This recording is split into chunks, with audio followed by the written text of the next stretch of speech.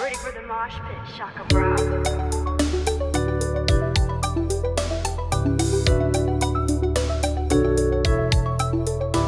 What's up, everyone? Welcome back to StrangeCast, Play One vs. Was Life is Strange fan podcast. This is the StrangeCast X Lost Records Journal podcast, side B. I'm one of your co-hosts, Adnan and Adam. My co-host Adam Evort is here. Adam, you here? I am here. I am ready for this. I'm wearing a bear t-shirt thing, sweater. Yes. Spoiler alert, Yeah. he's wearing that in the first part, which you can go and check out as well. Yeah. Because we're recording this back to back, and obviously this is our Patreon built podcast. By the time this episode comes out, hopefully the previous podcast has come out because I'm currently editing it on the 27th of September. And we've been backlogged because I got the Michelle Coe and Luke Bagados interview out.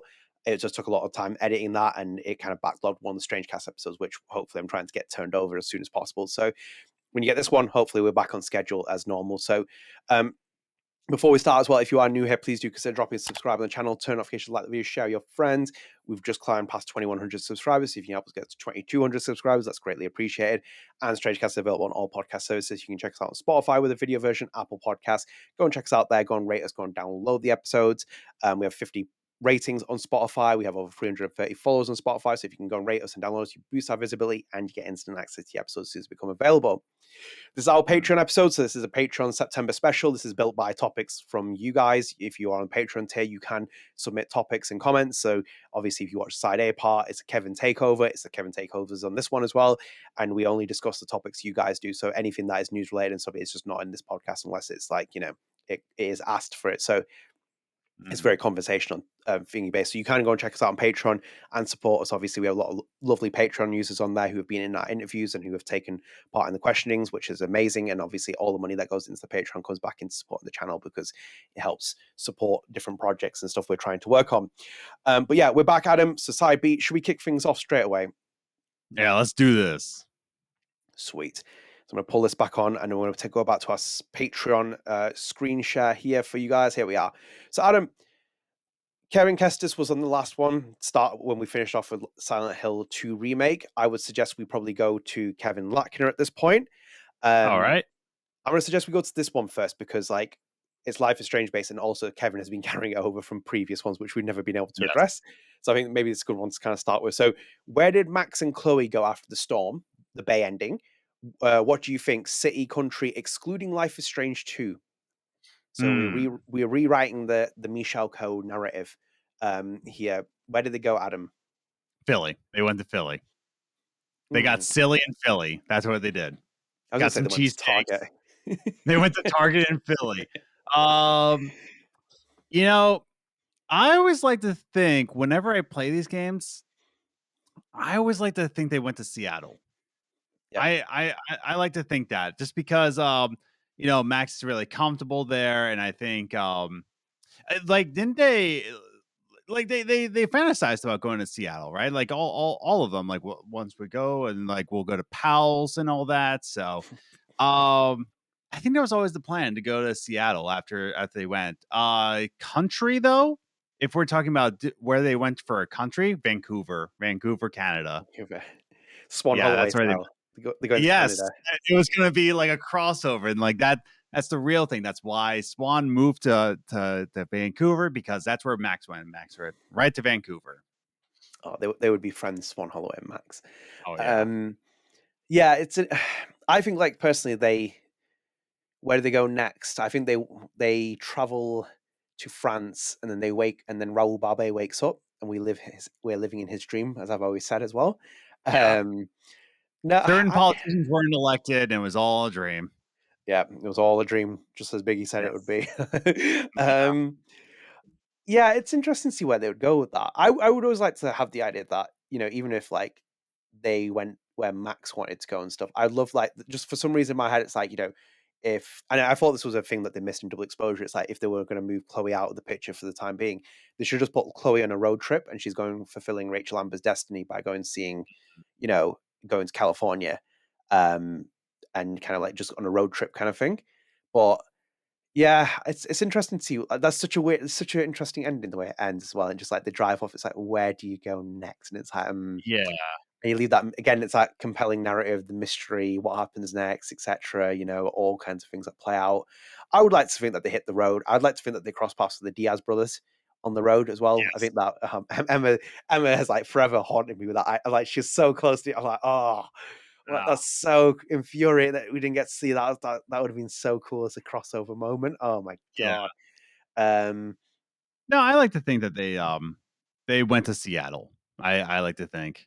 And I yeah. think that's the beauty that we don't know because like you can just end with like I like to think that and then fill in the blank. I like to think that they moved to the moon. Mm, to the Yeah. moon. Which moon? There's 2 moons in the first game.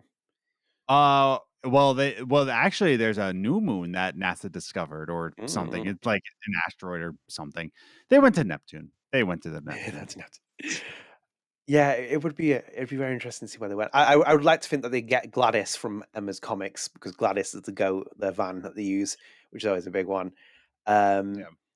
yeah, I'd like to think that they went to Seattle. That would be a nice thing to go. I'd like to think that Mhm. Max becomes like a professor and she actually teaches Yeah. in a lesson, unlike one game seems to suggest. And becomes like a Yeah. photography teacher. That would be interesting. Yeah. Oh my god, that game! Like, oh well, guys, we're recording the 27th and the 29th of October. I think it is. That's the 1 year anniversary of that game. And there's going to be a lot to be talking about on that game because that game is so much lost potential, and I'm like lost words for it.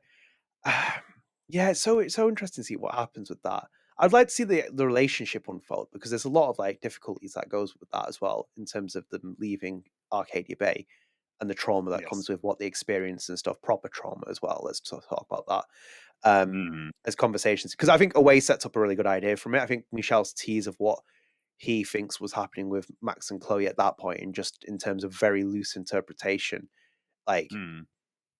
it's like Yeah. yeah, there's lots we kind of talked about in terms of where these characters go because they have to really kind of like carve a path out.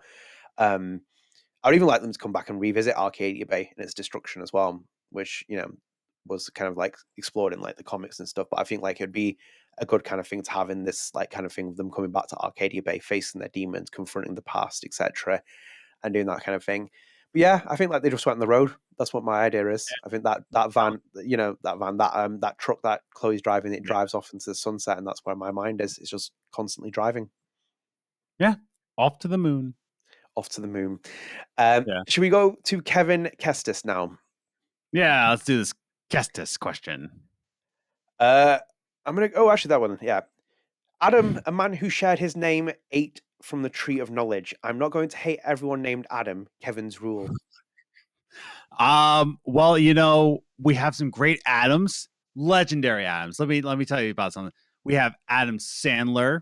I Ever knew that heard was of going to him? be the first one. I knew that was going to be the first. Jesus Christ Almighty! Like, come on. We have, yeah, nothing but good intentional Adams. I feel like every Adam is kind of controversial, actually. Because we You have have Adam Driver, Adam. not Yeah, controversial. we have. Yeah, yeah. I mean, his character is controversial. Like, like nobody Not really the worst liked. thing. Not the worst Not the thing that worst thing. those films, but like, yeah. Wasn't Adam Brody kind of controversial? You remember Adam Brody? No, Adam Brody. Yeah. Who is this? Oh no, no, no. Adam Brody was just like a guy. Never mind. He wasn't controversial. But yeah, we have Adam Brody.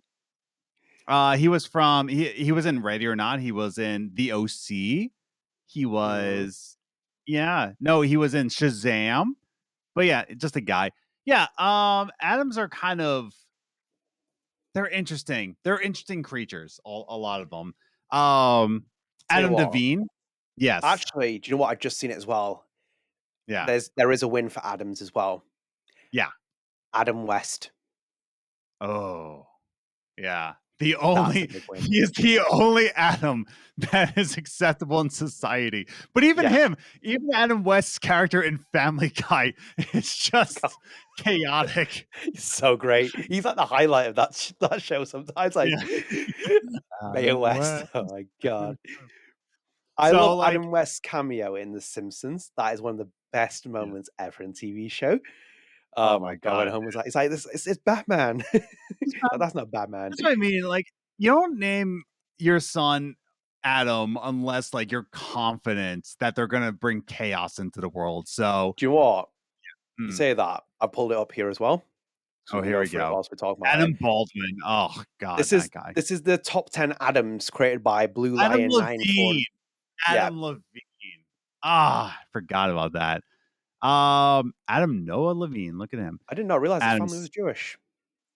Father's family is Here's Jewish. the other thing. A lot of Adams are Jewish. Like it's a very Jewish name. Really? Mhm. Yeah. Adam. I mean, because it's Hebrew, Adam. It's a Hebrew word for leadership. But yeah, Okay. Adam Levine is Jewish. Adam Sandler's Jewish. Adam Devine is Jewish, of course. But yeah, no, like a lot of Adams are Jewish. Also, we are screwed as a society if Adam Levine is number one on that list. How the hell is Adam Levine at the top of that list?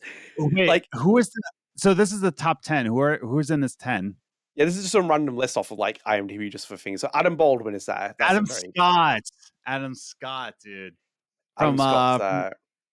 Parks and Rec. Parks and Rec, and he's also in that Apple TV show, Severance. Oh yes, yeah, yes. Yeah. Adam West. West. Oh, number 5. Oh, This is outrageous. He should be in the top 2, and he should be number 1. How is Adam Baldwin number 1? Oh, there he is. Yeah. Adam Driver. Adam Deacon. Who's Adam Deacon? Adam Deacon is. Oh, he's British. That's why. Oh, he's in a he's done like famous British TV show films. I feel like adulthood, kidulthood. Yeah. He's not really that famous. He's like kind of it's very niche Adam. That I'm surprised he's even in this list. That's really... Adam Buxton. Like so far, no Adam Devine from the Workaholics. Adam McKay. Yeah. And Adam Brody. Yeah. Oh yeah, Jewish as well. You're right. Yeah. Like that's what I mean. Adam is it's a Jewish name. So very Jewish. In fact, I went to a Jewish school when I was a kid. There you go. Yeah. That's the thing I do. Look at that. That is outrageous. That is outrageous. Yeah. Adam West is number 5. Outrageous. Is he even Jewish? Who is the most aimed at Adam? This includes Adam West. Yes. Adam Sandler is definitely the most famous Adam. I'm gonna say yes. I'm gonna say like right now. Think of an Adam, and a lot of people will say Adam Sandler. Right below him is Adam from the Bible. You've been beaten. Happy Gilmore is ahead of you. From Adam from the Bible, dude. That's great. It's true. More people know him. Yeah. Than I think. By the way, I don't know who it is. Like this famous like TikTok. He does it as well. He jokes like he's like Deji, whose KSI's brother is more famous than Martin Luther King. He's like more people. He's like more people will know who Deji is. Martin Luther King is like dear Lord. So Adam Levine. Why is Adam Levine? No. How is he number 5? Yeah. Oh, jeez. That's wild, dude. That's wild. Adam Scott's back. Adam Scott. Lambert. Oh yeah, I forgot about him. Another singer from American Idol. And there he is, Adam Devine, right there. I thought it was Chris. Yeah, Adam Devine. Yeah, Adam Lambert is oh yeah, from Mythbusters. Duh. And Adam Smith as well. Scottish economist, philosopher, and author. Adam Brody. Adam Jones, yeah. There was Adam Baldwin again. Adam Ant, who the heck? Yeah, so Adam Carolla, he's a douchebag. Oh dear Lord. Like Adams are not really known for their like calm demeanors, you know. They're not really known to be like really calm, righteous. Adam Richmond. There we go. There we go. We've got a winner. Yeah. Damn, I forgot. He's on the Mount Rushmore of Adams. Yeah, how is he only 32, dude? Yeah. Bring him up. This shows your age, by the way, as well. Man vs. Food was like, oh, what a show. Man, Adam Gilchrist. Who the fuck? What's this Adam Rickett? Why is he shirtless? I don't really know. Is he Nick Tilsley in Coronation Street. No, No, Coronation Street, British TV show, English Uh, actor. Bloody hell, yeah, he's on the list. bloody hell. Yeah, look Adam at all these Richman's on there Adams. again. He's on it again. Whoa, so famous. I made it, he made it twice. Oh, He's He's from Pennsylvania. Pennsylvania. Allentown. Oh, Look at that. wow. Oh, I knew that. I knew that too. Yeah. And you never mentioned it. Oh, I can't believe that. forgot. Yeah, Allentown's just such a nothing town anyway, so Right. I think yeah, the list is getting scarce there, so I'm going to move yeah, on from the Adams before they embarrass themselves. yeah. But yeah, it's an interesting comment from Kevin Kestis Yeah, there. So all you got is Kevin James, okay? So calm down with your Kevins. I think what was it? What's his face? Nope, only Kevin James. Don't mention any of the Kevins. My argument's right. You got Kevin Hart. No more Kevins. Right. Billy Hart, yeah. Okay, we're going to go back to Kevin Lackner at this point. So Yeah. let's go a bit further up. Oh, actually, I like this one as well. Have you ever thought about traveling to some places that were used as inspiration for Liz, like the town Oh, of course. Garibaldi? Garibaldi, What's yes. Garibaldi, and I believe that's in Washington State, I believe. Yes. No, of course. Yeah, I always wanted to go to I've never directly been in the West Coast. I think I've been in a layover in the West Coast, but I've never been to the West Coast. Yeah, because like that's one time, like that's one area, like more specifically the Pacific Northwest. I would Yeah. love to go in those places. I just never gotten the chance to. But yeah, of course, man. Like I never made it to Montauk when I was in Long Island. So I lived in Long Island for like 2 or 3 years, and I didn't even make it out to Montauk, which is like Yeah. another lighthouse place. So, man, yeah, I would love to. Absolutely love to. This is the one of the main inspirations for Life is Strange. Why does it do that? I need to speak to the guy Yeah. who runs the video software. It just doesn't click onto the other Let me screen. speak to your manager. Oh no, he likes Get me. the He's like, what feedback do you get from the screen sharing? Because he's like, use it a lot, don't you? And I was like, yeah, this is it. Yeah. This is one of the key inspirations for Life is Strange, obviously, which is Tillamook Bay. I'm going to mess that up. Yeah, Tillamook Bay. But I know a lot of people who've been here and done the trips because they played Liz. Oh yeah, wow, look at that. Yeah, which I would love to kind of go to. I think Oregon. Beaverton is there as well. Yeah, Oregon's finest. This is literally. Yeah, there it is. There it is. Yeah. Yeah, I would love to go to Oregon. I would love to go to it. I think this would be like kind of just a circle. Obviously, I've only ever been to Texas in the US, but I'd love to kind of go just to see this. It would be quite We interesting. almost moved to Oregon before we moved to Fargo. Why did you do that, man? Like, that's going to be more complete. Like, come to find out, Oregon is stupid expensive. I don't know if you knew that, but Oregon is dummy expensive, dude. And also like I know there's like some towns that are like cheaper in Oregon, but like also, man, that would have been like such a massive move. Like Fargo was like a move in of itself, but like that double that, then it's moving to Oregon. But yeah, I would love to go to Oregon someday. Yeah, I'd love to visit. It'd be quite like just crazy. Oh, Yeah. look at that, man. Oh. Damn. Yeah. So I'll have to like if I ever go to Oregon, I'll have to go to Tillamook Bay for sure. Yeah, I'd love to see it. It'd be amazing. I don't know. There'd just be something quite like surreal, wouldn't there? I know people have done it, which is quite cool. Yeah, I'm all for that. So yeah, one day maybe do the Life is Strange podcast from there. It'd be quite interesting one. Yeah, right on the bay. That'd be epic, dude. Oh god, right on the bay. Yeah. So Adam, let's go into this one. I think this is an interesting one. I'll plug this as well because I think it's cool. Kevin Kestis put here, Amelia Sargson, Nora Malakian, has self-acknowledged me on Instagram post the other day. I told her I loved her and her character Nora. Nice. But she is awesome. fantastic as well. Yeah, but I will, she seems really nice. Yeah. Oh, she seems really nice. She is absolutely lovely. She's great. Yeah. She is doing a lot of crowdfunding as well for one of her things that she's doing here, which is a project. Which I can pull up here, which is, oh, I've got this right. I'm just going to pull it up because I can plug it as well. because I know Amelia is really championing her cause for this. Okay, messed up the link there. Yeah, no, she is lovely. She's amazing. She's really philosophical on a lot of things, the way she sees things, and just an absolute pleasant chat. And she's great as well. I think they're all great. The actors are fantastic. Anyway, Adam, I got it here. Why It's is great. it doing that? It's just I don't why know. isn't? Oh, God damn it, man! Call the manager. Boomcaster, Get the man. manager on. Every single time that, as you can see here as well, plug it because Kevin Kestis has just talked about the comment, and which is a nice interaction. Amelia Sargson is raising for a campaign that she's doing on Indiegogo, back a film, boost a shelter.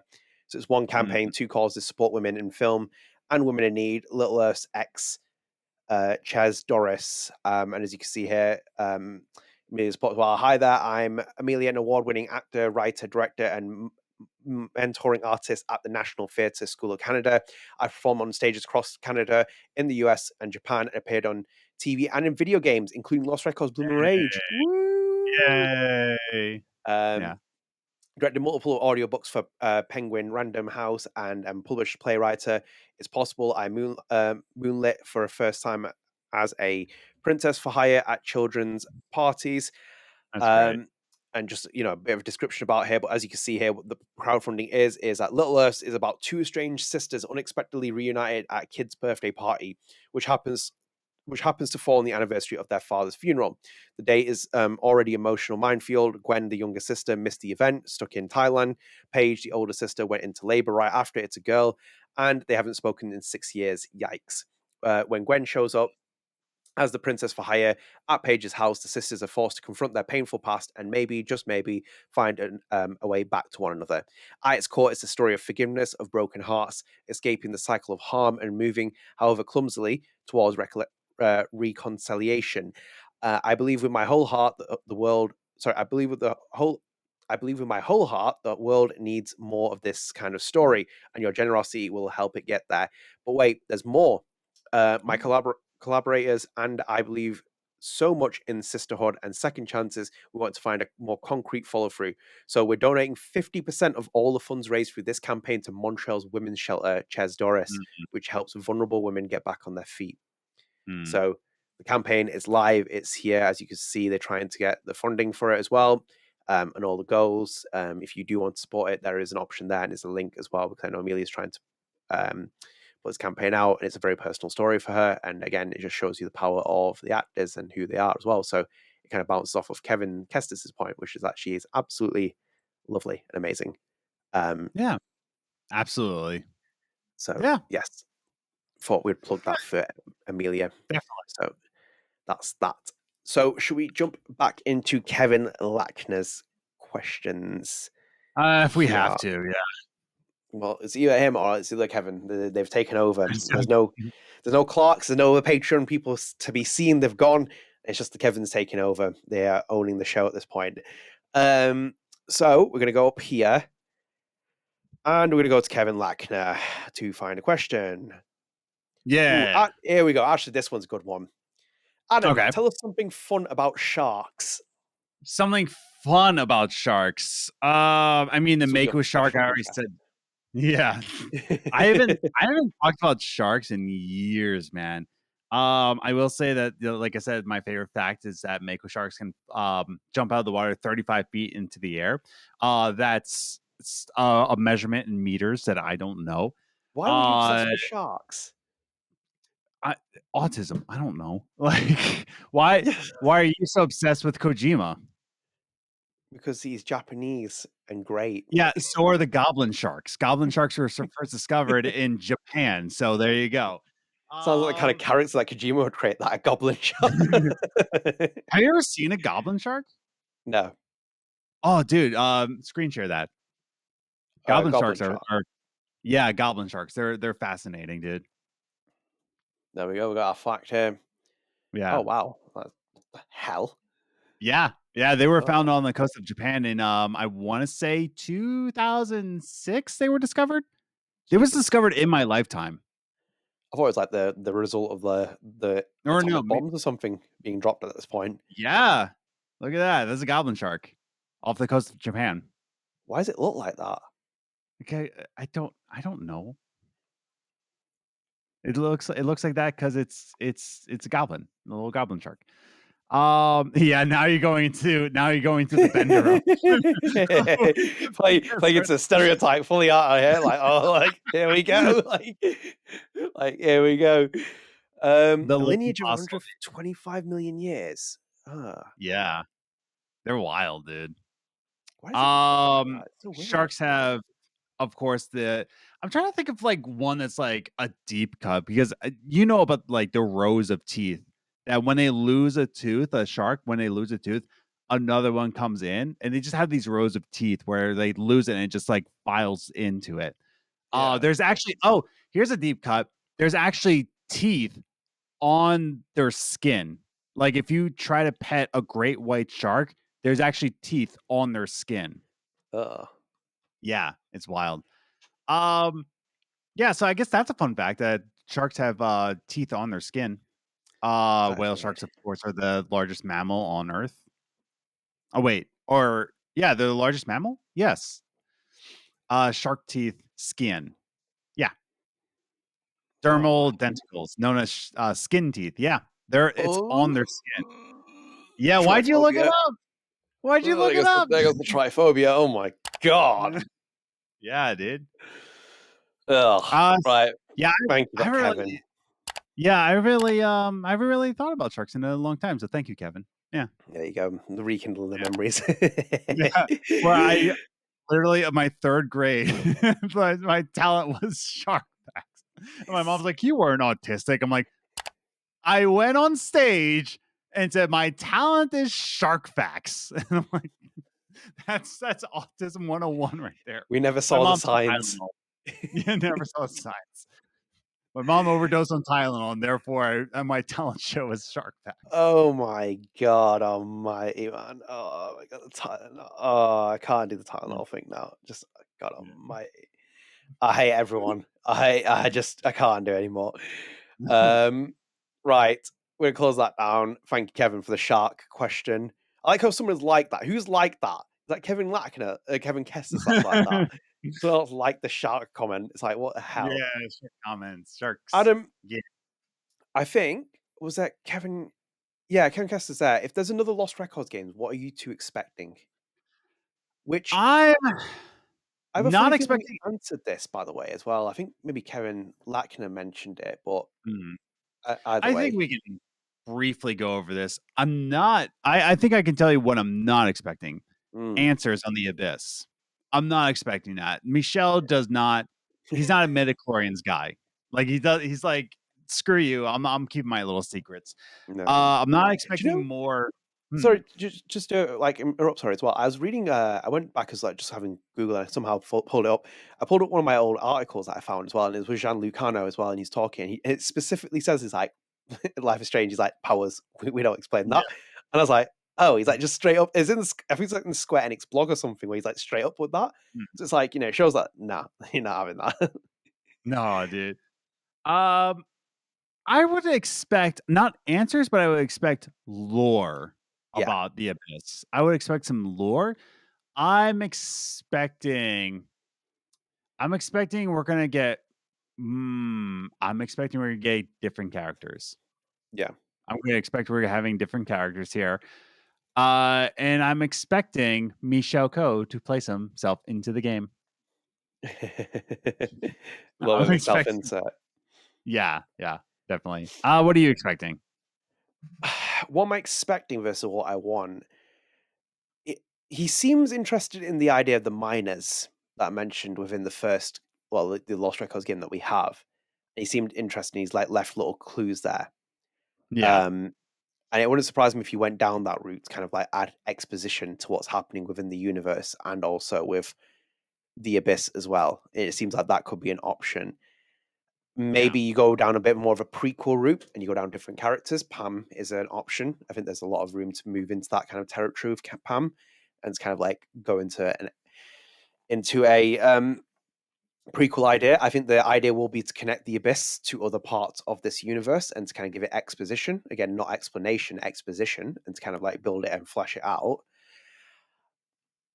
my feeling is like if I was expecting something, and this is just my feeling, and it kind of bleeds into what I'd want. I really want him to explore Dylan more, but use Dylan as Uh, a way to connect the universe now. Because like, and I would like mm, the game. I'd like the game to be set in the modern timeline, so during 2022, where we finished off with Lost Records. Because the advantage you can easily have, you can set up a story where you're at the McLoughlin Ranch, and it could be Dylan recruits students for like the summer job or something, like in the summer, again, kind of like parallel in the first game. And like recruits X amount of students on the summer to come and stay at the McLoughlin Ranch to do jobs. And it could be a quartet dynamic, it could be a duo or something. And it could even be like, for example, you stay in Cat's room. So whichever character mm, you are, you're a young student, whoever it is, and you play that character and you stay in Cat's room. And then through Dylan, you start connecting to the previous events of the game because Dylan's a conduit for that. Because even so as well, because like you'd easily make the abyss manifest in that area, and then also, for example, Cat could come out of it, Swan could come out of it. For example, even one of the more interesting reasons for me saying that as well, you could see Dylan confronting an older Dylan confronting a younger Corey, because if your Corey doesn't age or if he doesn't change, there's an option mm. there. Um, and depending on the decisions that are made in Lost Records as You're well, you can expecting a connect. lot here. Yeah, it's like Michelle, get your book out, get your pen out, start writing. No, I, I would like to connect that universe to what it is. If not that, I would even mind the abyss just moving into another area of America and like connecting to that area, making portals and kind of like telling Perhaps other stuff. another town in America. Perhaps in the East Coast. No, Perhaps. he's not visited that. He is 100% going to set that up, isn't he? He's going to go on holidays. He's going to have his like he's going to have his like pen out as well. It's just going to be tagged at the bottom saying Pennsylvania. And you're like, hang on a minute, and it's like, no, He's it's not gonna happening. he's gonna make it Pittsburgh before he makes it Philadelphia. That would also be quite funny as well. Yeah. It's like and we'll put it in there instead. It wouldn't be funny. It'd be pretty funny as well if he like made the game. He's like the abyss like exploded in one city, and it was like it Yeah, was in Pennsylvania. It's like the one abyss that's in Pennsylvania exploded. I think the abyss is it's going to be like it explodes in Philadelphia, and just this is how Michel Coe puts himself in the game. It yeah. just looking at the screen like, oops, that's it. Oh dear. Yeah, I think the Yeah. next game will be abyss focused, but in the sense of abyss connecting to other stories and kind of like tying things together because you kind of established it, and it's kind of like Mm, explaining more and tiptoeing around that. I don't necessarily need like full explanations to the end of the first game and stuff. If you're not happy with that, that's your decision. Like the game doesn't need to be like explained, hand and fist over a few games. Sometimes films and TV shows left things open. Like imagine, for example, Stanley Kubrick making The Shining now and leaving that ending in there. People be like, he's left a plot hole in the film, and he never explains that, does he? It's like no, it's down to interpretation what you think of that photo. But anyway, um, yeah. yeah, I think like I would like the abyss to be there as the main focus in terms of like we can now start to delve a bit more into the universe of that, and then also to kind of connect two key plot points in the first game maybe and explore those. Um, I would like to see the abyss get a morality complex. I hope that's kind of an idea, the one that I have at least in my feelings, where it's like Corey and Yes. Kat dictating the abyss and moving it from like left to right in terms of like left to right. Like it's not Mhm. political in the sense of like from good to bad kind of thing. Like that'd be interesting Yeah. to see that happens. And also Swan. Oh, I miss Swan. I miss Olivia Lapore. I'd love to see Olivia Lapore back Yes. as well. That'd be one. I would love that. Um, so yeah, I think that's currently where I'm kind of at with that. So that's where that's my Yeah. expectation. Yeah. No, I'm just expecting more lore than anything Yeah. else, and I am expecting new characters. That's what I'm expecting. Yeah, for sure. I could see that happening as well, completely. So fingers crossed we get that as well. So Adam, should we go into our next one as well? Yeah, let's do this. So we're going to go back to Kevin Kestis, I think. Was that Kevin Kestis? No, that was Kevin That Kestis. was Yeah, it was Kevin. Kevin Kestis. Oh yeah. Right. Back to Kevin Lackner then.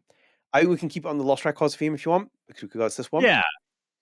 What do you think Lost Records says about crafting memories, especially the tensions between remembering and forgetting, or the influence time has on memories?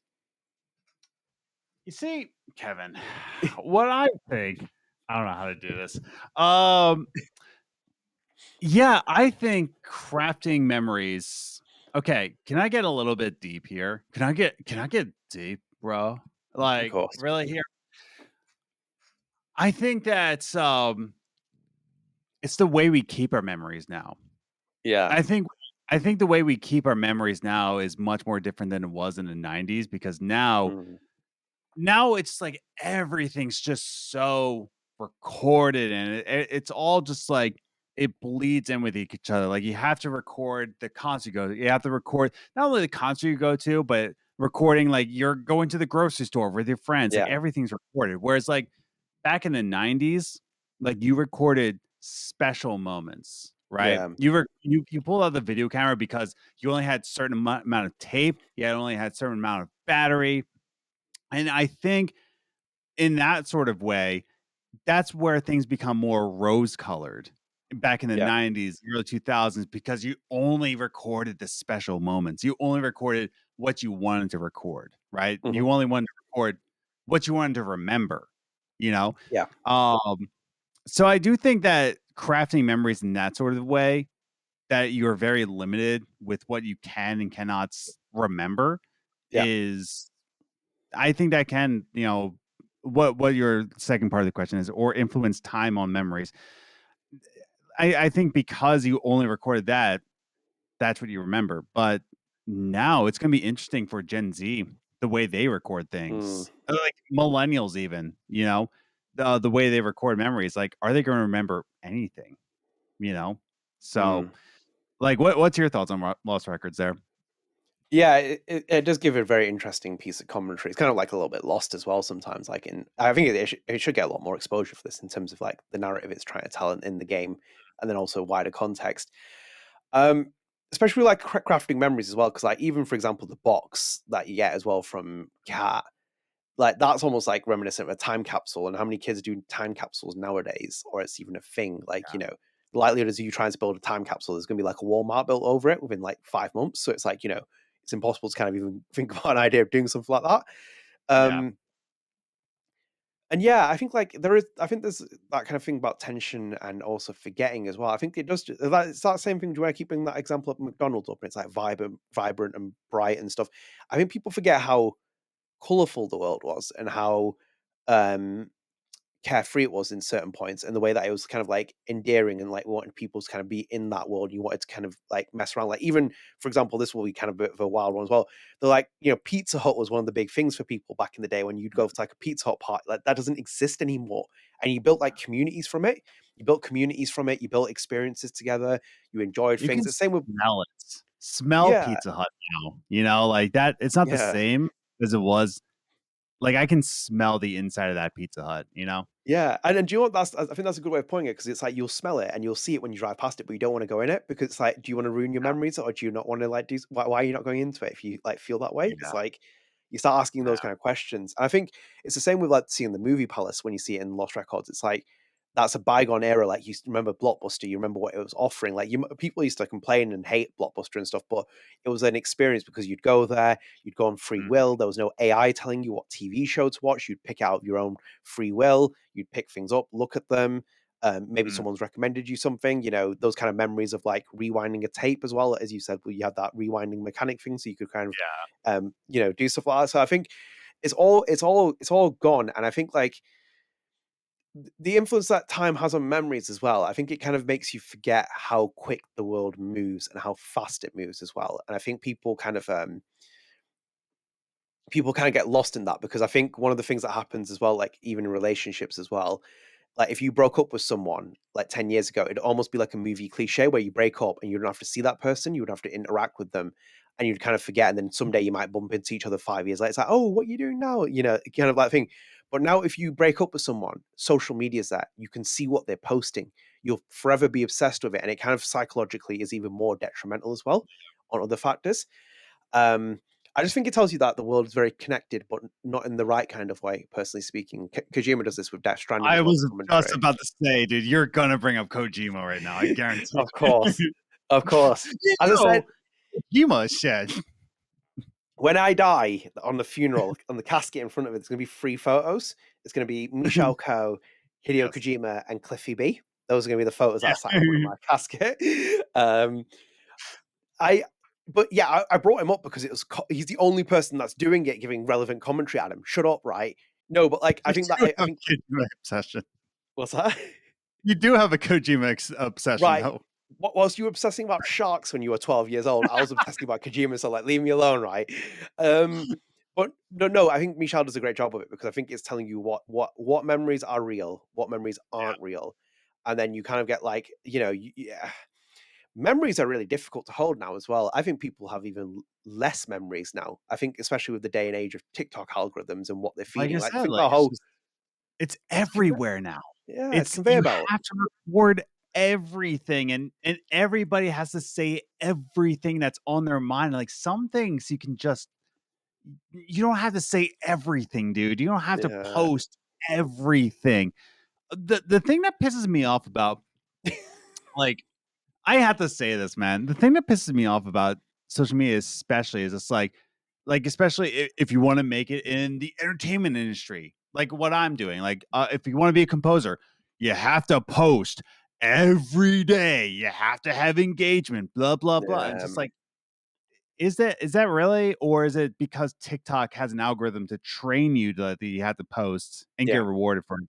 Same thing with your memories. Like, you don't have to post everything. You don't have to say everything. Sometimes things are special, you know?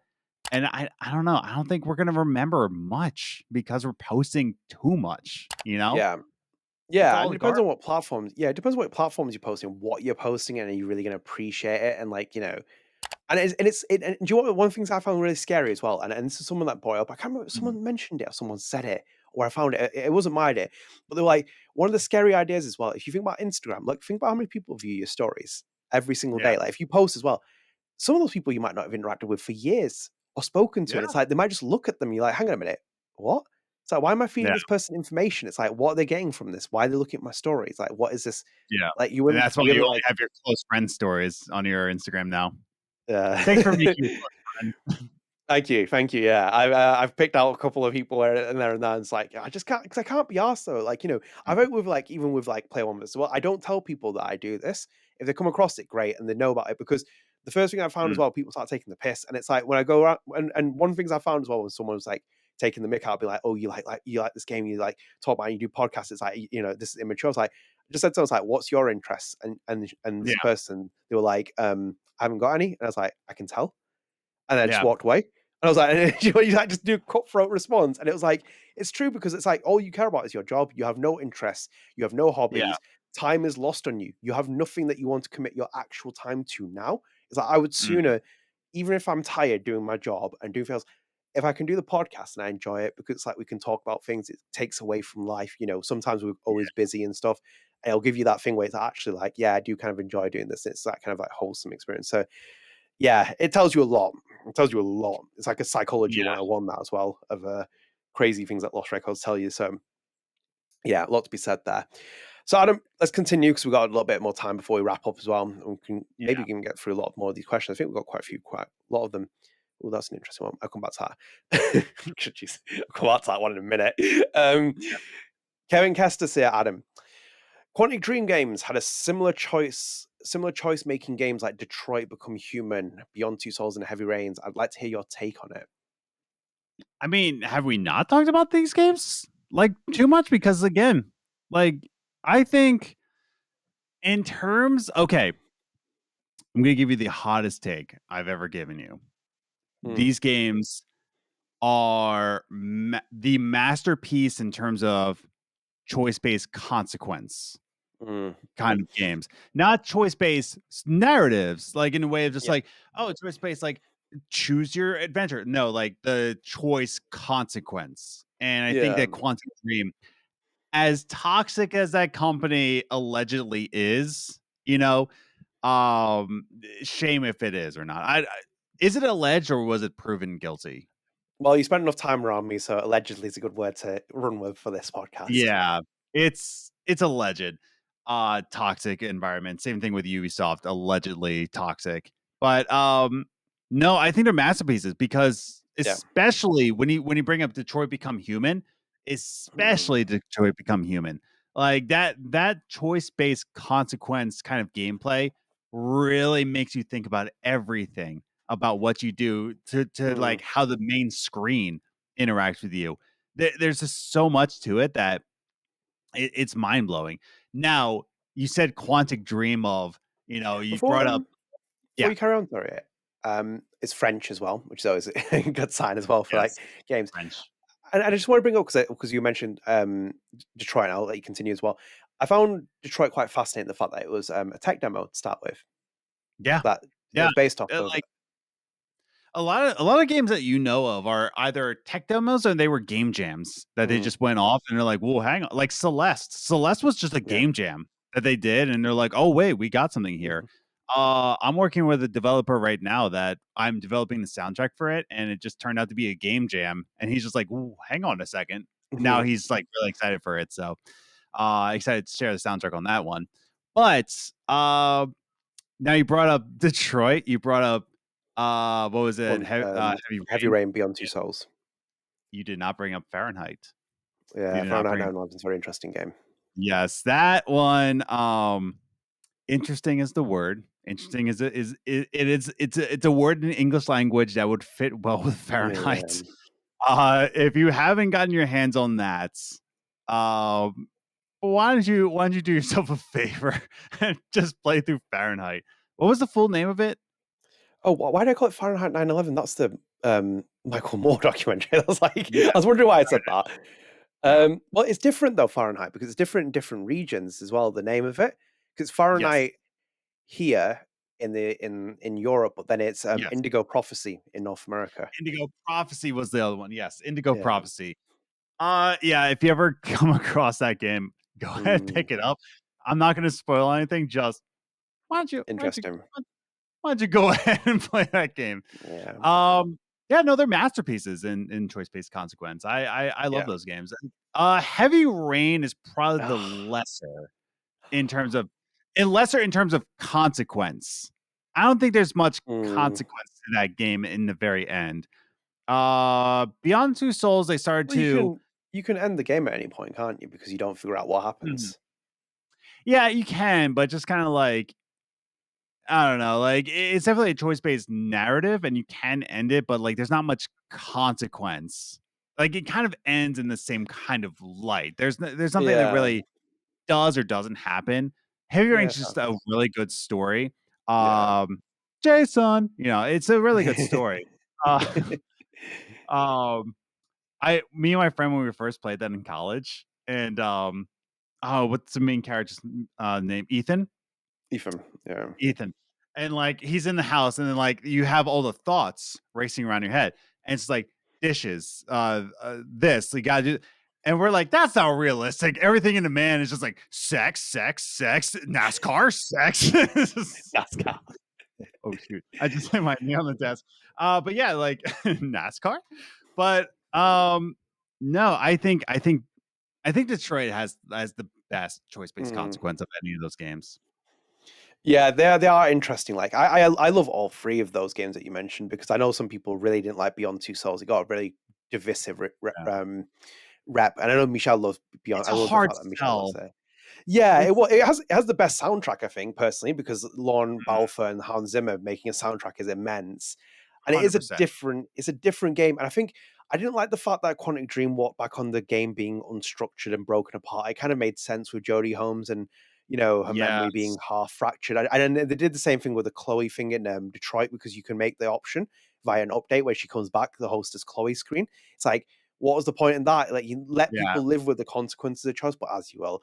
Um, I loved Heavy Rain. I thought it was really enjoyable. As a story and a narrative, it's really interesting. I think some of the ideas are great as well, and the characters you played with, and even the DLC component with Madison was interesting as well that they did for that. But yeah, I was a big fan of that. And even my old co-host, my old podcast co-host, Chris, he used to love David Cage's French accent. And he used to be like, Scott Shelby, the origami killer in that voice. And same with David Cage as well. He's like the emotions. And it's like, you're right, okay. Yeah. But yeah, I thought Heavy Rain was really enjoyable. I remember as well when I played it the first time. In the first 10 minutes, I almost turned the game off because I was kind of like, "What the hell is this?" Because I just picked it off Mm. the shelf. And I was like, "I want to play it because it looks interesting." And then I played it. I was like, "Oh, actually, this is really good. It's really fun that Yeah. I've committed to this." So Yeah, you get that to the was a great towel scene, game. and you're like, "Well, hang on, there's something to this Yeah, game." yeah. But no, really, it was really good. Beyond Two Souls is really underrated. I think Willem Dafoe is very good in that, and Elliot Page is fantastic in that as well. Yes. Um, And I think like the story has some great moments. The Navajo thing in Beyond Two Souls is really fascinating. Like that is a Iconic. great, great sequence, and it's not talked about enough. I think they did a really good job with that entire like structure of the story that they're trying to put in that game. But really interesting. The final choice has the most consequence of that, because obviously the way the game ends as well, which you choose with Jodie and where she's going to go. I love the idea of Aiden as well. I think the story had some good beats to it, but as it is, Detroit was fantastic, was unbelievable. I think like I remember David Cage coming, I think it was the 2015 Paris Game Show. I think he came out and announced that, because he said like, he was like, Kara, he's like, we made the tech demo for PlayStation 3. Kara, people loved it. He's like, we just didn't know what we want to do with that. We don't know what happens to Kara when she leaves the factory. And it's like, then you're like, actually, we thought of something. And then that expanded itself, because we didn't get Marcus at first. We didn't get Connor as well. And they kind of expanded that into a story with 3 different characters. But my word, the script as well, like in that game as well, like, with all the different facets it can follow, and like even the characters brought in, they got brought up Clancy Brown in. They had Lars Henriksen, I think it was, God rest his soul. I think he was in that as well. And I think like, the game was great. The story was great. I think the characters were great. I think Kara was a fantastic story. This is even before AI's like peak advancy now, where it is at the minute. I think it was doing a really good job with what it's telling in terms of commentary. And I think that was a really, really enjoyable game. The script is crazy for that game, the amount of pages they wrote for it and all the choices and stuff like that from it. And I think the game just works itself as well. It's crazy as well. Gabriella Hirsch being Chloe just still blows my mind a little bit when I see that as well. Cause I'm like, it's like, because Gabriella is obviously Chloe Price in Life is Strange 1, the mocap actor, but then she's Chloe in Detroit Become Human in the game. Yeah. So it kind of explains in the game when you're, is it Kamzansky or whatever he's called, the guy, when you're hostess Chloe in the game, that is Gabriella. And then also she does the motion capture and the voiceover. But the hostess Chloe in the main menu screen is Gabriella's face, the facial capture, but it's a different voice because they added that a later component to the game. And which is fantastic. That's another game which makes the main menu change. Lost Records is fantastic that it does that. I love storytelling in the main menu. It can be told within the game, which is always a fantastic piece of thing. And then I think Gabriella is in Beyond Two Souls as well. So she did motion capture for the party sequence. She's one of the characters. I can't remember off the top of my head. And even Serena's in that, who's Max's motion capture actor, which is crazy. Again, it's a very small world with all this stuff that's going on. I love Quantic Dream. I really love their games that they made. It's gone quiet for them recently since Detroit. It's like, I think obviously I they haven't heard from them. I think it's because they've been really fighting against this alleged toxic behavior. Yeah. And also game. So that was announced, I want to say 2018. I was announced 2018, and they said in the press conference that like they're like just starting in like 2018. Yeah, if I'm right. Star Wars Eclipse. That was when was that announced? Was that announced before the pandemic? I remember they said like it's like going to come out like 2030. I think they said. Yeah, it's crazy how far 2020. Oh, they did announce during the pandemic. No, I think hang on a second. 2021. Oh yeah. Okay. Yeah. I remember it's just a while ago, and they said like, "Oh yeah, it's just a years out. It's like 8 years out." I'm like, "Why? Why say that? Why Quantic Dream Star Wars game?" And you're gonna be like, "Yeah, we're not gonna get it until you're like 45." I'm like, "Great." They haven't made a game since 2018 though. That's the last game they've been publishing games, but like the last game they developed was Detroit Become Human. In 2018, which is crazy. That's crazy, dude. They're still in business like that. But they had the autonomy, haven't they? Because they started moving their games onto other platforms. So they moved on to Xbox, PC, and then also they've been publishing games as well. So I think like they've kept with it. But obviously the scandals and stuff have like rocked the studio. So it's in a bit of a weird position with that. Adam, should we go into the final Patreon question? Because we skipped past it before, and I think we can go into that one. Obviously, any of the questions you can carry over for the next podcast, guys. And obviously, Kevin Lackner and Kevin Kestis, thank you for the questions as well. It is very much appreciated. Obviously, if you don't want to get involved, that's perfectly fine, but it is appreciated for that. And if you do have any topics, feel free to leave them because we can always include them in the podcast. Adam. Yes. That's a good question, but we'll come on to that in another one. Feel free to drop in the next one, Kevin. Yes.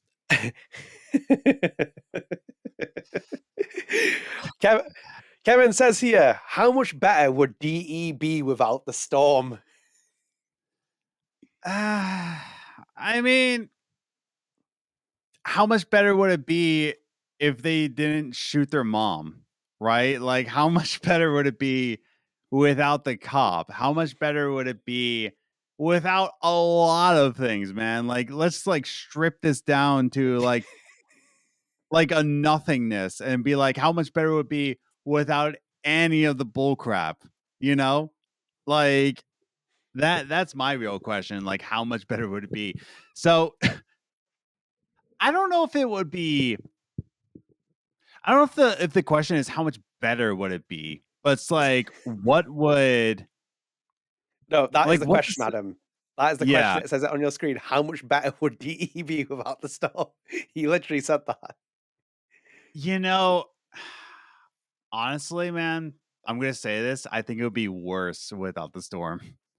I think it'd be worse because, like, at that point, there's like no real like there's something like really pulling you towards like how do we stop Safi? How do we stop her? Oh, she's bringing up the storm. It's like instead it's like, oh, how do I stop Safi from crying about one book deal falling apart? How do I do this? It's like I think it'd be worse without the storm, quite honestly, because then there's no stakes involved. Am I wrong? No, it's an interesting take because, like, Hmm. obviously you'd lose the entire the final chapter Yeah. of the sequence because, like, we go into that entire tornado sequence, like fusion of I the world straight thing. up thought Max was gonna shoot this storm. It's like we So can do this better. Just empty a clip. Jesus Christ. To be honest, yeah, it probably like obviously the storm makes no sense anyway because like the Yeah. entire point of what a storm is in the first game is completely lost in this game. Um, yeah, it probably would be because it kind of it kind of it kind of helps like avoid all the other Yeah. excuse my French, the other shit that's going on in the game. So it's like all the stuff Yes. about Safi and stuff. It's like you kind of like can swerve that away, and it's like the storm is here, and it's kind of like manifesting in something completely different. I can I It's give a it, metaphor? Oh, go for it. Yeah. it's weird as well because, like, for example, the production changed on this game, and that Yes. storm was meant to be much bigger. Within Mhm. not the actual literal sense, Much bigger. but the storm was meant to be a bigger part of the story, hence why it's there. So, like, to be Yeah. frank, and to not get myself, If you if the speak. if the plan was going all the way that they wanted it to, then eliminating the storm is impossible from the story. Yes. Because that makes it even more difficult. But ultimately, where they ended up with the game, then you could take it out. But the Yes. storm is meant to be quite important to it because you can see things that are happening within the game. So that would make sense for this to be in the game. In the current state, I still think it has to be there though, because it's, as you say, it's adding some kind of jeopardy, even if it's ridiculous Yeah. jeopardy. I still Yes. think it has to be there. So Mhm. that's a really difficult question for me to answer that because there's two Yeah. different answers to this. Um. Ooh.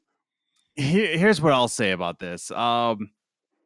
I'm a big fan of spicy food, like a massive fan. Like if you think like, oh, he likes his little caliente. No, like I chase spice.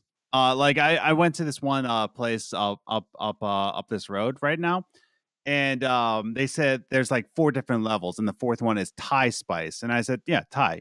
They're like, oh, you sure you can handle it? I'm like, yes, I can handle it.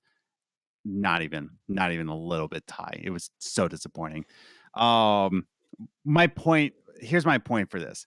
Because I love spicy food, right? There's 2 different factors of like what you can do to make food spicy, right?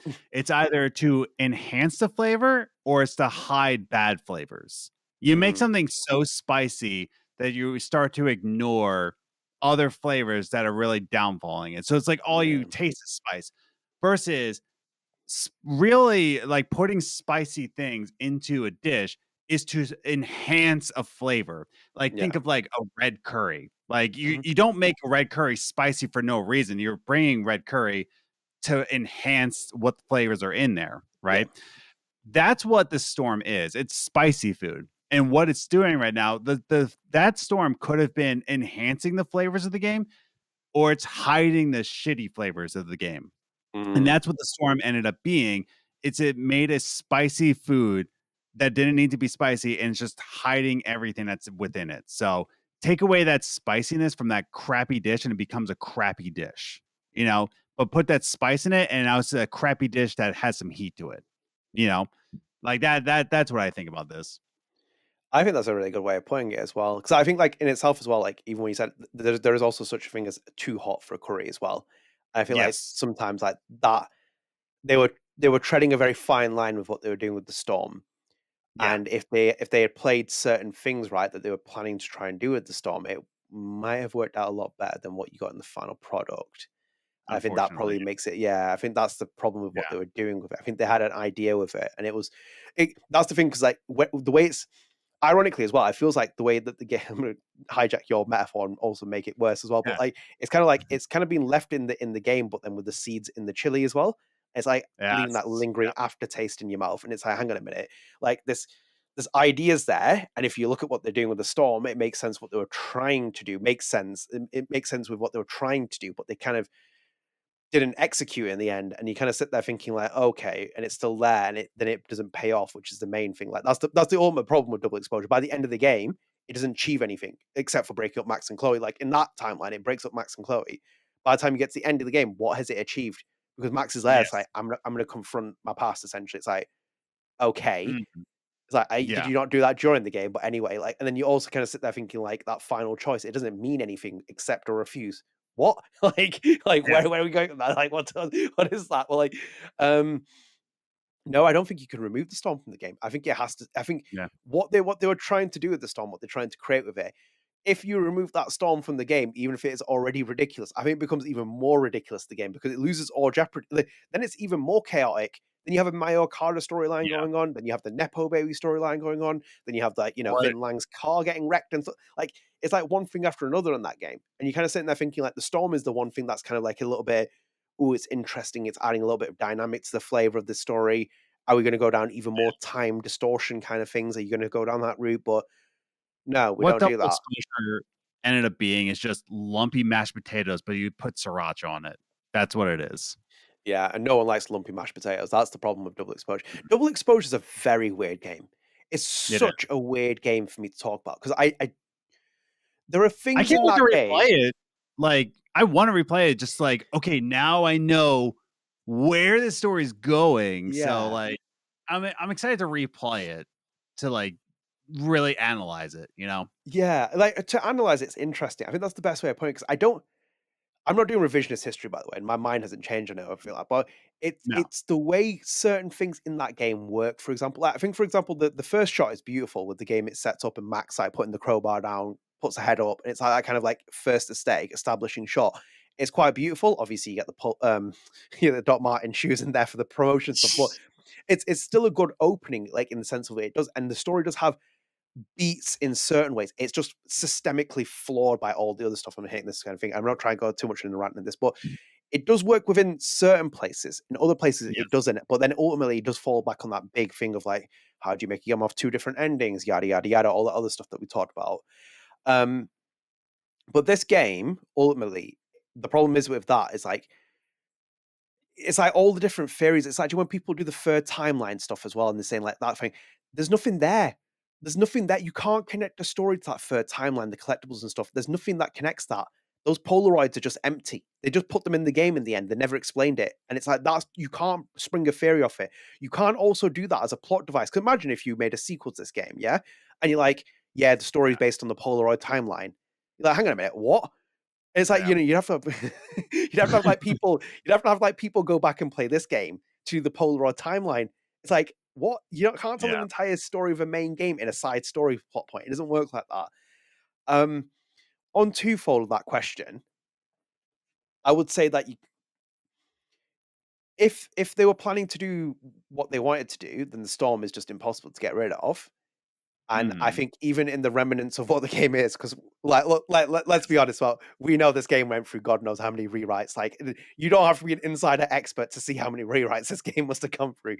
Even in the rewrites, I don't think you can get rid of it, because it makes the game even more unstable, and that's the worrying part. Like, you take the storm away, this game becomes even more unstable. It's like, what the hell? Like, Yeah. No, yeah, that's what it's like you leave it in and it's just kind of like, all right, we're here now. You know, the storm's there. We're gonna shoot the storm with a Glock.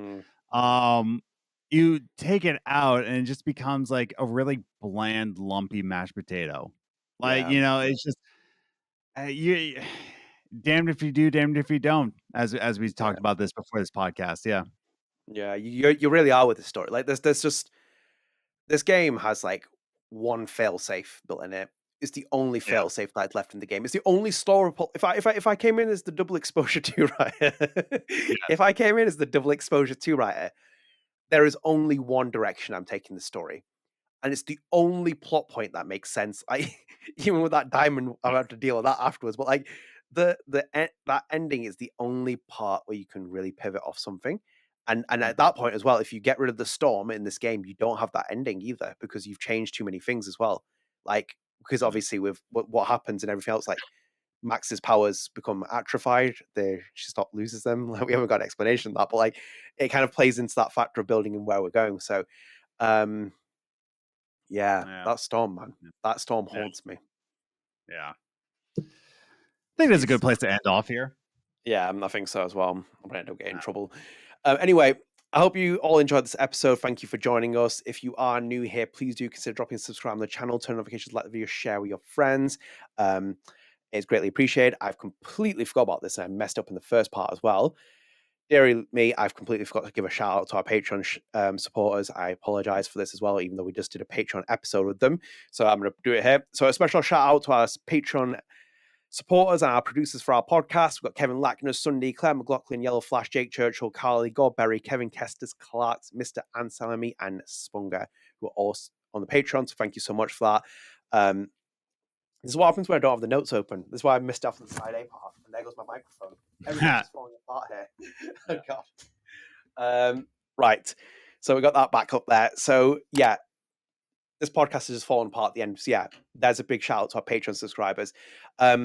We should hopefully be back on schedule by the time we get to this point. That'll be the main thing. And also as well, you know, things will keep going forward. Keep an eye on the Patreon. Hopefully get more incentives added on there, etc., etc. But we're going to start off here because we've been recording for a while. So thank you so much for joining us. I hope you enjoyed the episode. If you are new here, please do consider dropping subscribe on the channel, turn notifications, like the video, share your friends. You can help boost our visibility to other people. And also as well, we're available on all podcast services, including Spotify with a video version, Apple Podcasts, all of them. So go and check us out on there. Go and rate us and support us because, you know, it's really appreciated. So thank you to the Kevins for the questions as well. You can get involved as well if you want to. Any questions, any topics, feel free to leave them on the Patreon post, and we can, you know, we'll be more than happy to discuss them, even topics that you want to talk about and even miscellaneous stuff. But yeah, we'll be back in October properly. Obviously, we have our 1 year review of Double Exposure, which I think will have more of a meaty deep dive than what we just had then. And then also as well, we've got like other little things planned here and there. So do stay tuned for that. And then obviously October Patreon episode will be added as an incentive later in the month as well. So you can get involved in that. But anyway, we'll sign off here. Thank you so much for joining us. I hope you enjoyed and take care. See you later, guys. Bye. Bye. Ready for the mosh pit, Shaka Bra.